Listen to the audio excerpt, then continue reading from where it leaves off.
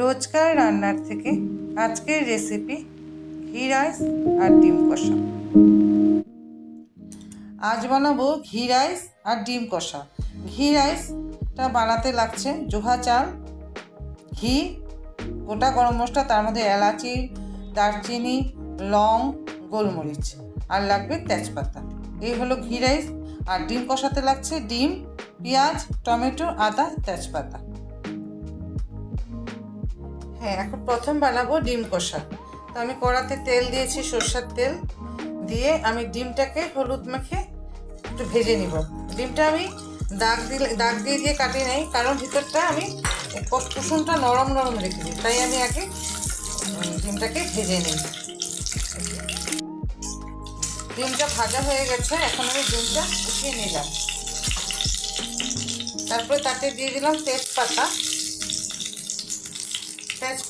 সাথে দিয়ে দিলাম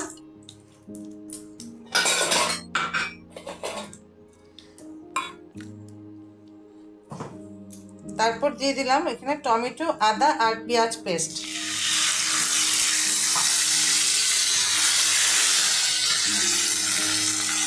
দিলাম লবণ, আধা চামচ হলুদের গুঁড়ো, কারণ ডিমের পরিমাণ কম, দুটা ডিম, আধা চামচ জিরের গুঁড়ো, আর 1 চামচের মতন লঙ্কা দিয়ে এটাকে ভালো করে কষাবো। যে মশলাটা কষানো হয়ে গেছে, যে মশলা থেকে তেল ছাড়ছে, এখন আমরা আধা কাপ পরিমাণ জল দিয়ে দিব। এই জলটা শুকাক, তারপরে ডিম দিয়ে দেখাবো। যে ঝোলটা টেনে গেছে, এখন আমরা ডিমটা দিয়ে দিই। ডিমটা দিয়ে একটু শাহি গরম মশলা একটুখানি দিয়ে নেড়ে চেড়ে এটা অফ করে দিই, কারণ পেঁয়াজের তরকারি ঠান্ডা হলে আরও বেশি টেনে যায়। তো এখন আমরা এটা অফ করে দিই। হয়ে গেল আমাদের ডিম কষা। এই যে আমরা ঝরঝরা নর্মাল যেটা ভাত করি, এরকম জোহা চালের ঝরঝরা ভাত করে নিয়েছি। এখন আমরা ঘি রাইস তৈরি করব। তো ঘি রাইস তৈরি করার জন্য কড়াইতে আগে 2 চামচ পরিমাণ সাদা তেল দিয়ে দিলাম, কারণ ডাইরেক্ট ঘিটা দিলাম না, পুড়ে যায় অনেক সময় কড়াইটা বেশি গরম থাকলে। 2 চামচের মতো সাদা তেল দিয়ে বেশ খানিকটা ঘি দিয়ে দিলাম। মোটামুটি 50 গ্রামের মতন ঘি দিয়ে দিলাম আমি 300 গ্রাম চালের জন্য। ঘি দিয়ে তারপরে ওটাতে আমি গোটা গরম মশলা যা ছিল সব দিয়ে দিলাম, যা গোটা গরম মশলা যা থাকে, লং, দারচিনি, এলাচি, তারপরে একটু গোলমরিচও ছিল, সবটা দিয়ে দিলাম।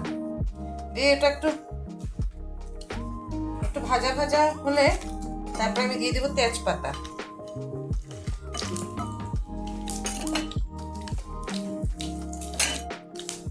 দিয়ে দিলাম, দিয়ে এখন আমি আস্তে আস্তে ভাতটা দিয়ে দেবো।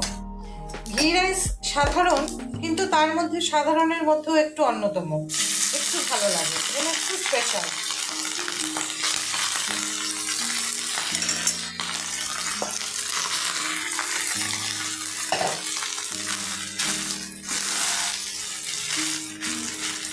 তাতে দিয়ে দেব একটু স্বাদ মতন নুন আর স্বাদ মতন চিনি। এটাকে আমি নেড়ে চেড়ে নামিয়ে নিব। এটাকে ভাজা করার কিছু দরকার নেই, জাস্ট একটু নেড়ে চেড়ে ভালো করে নামিয়ে নিব। নামিয়ে আমি দেখাচ্ছি। এটা ঘি ভাত সিম্পল, কিন্তু তার মধ্যে একটু অন্যতম।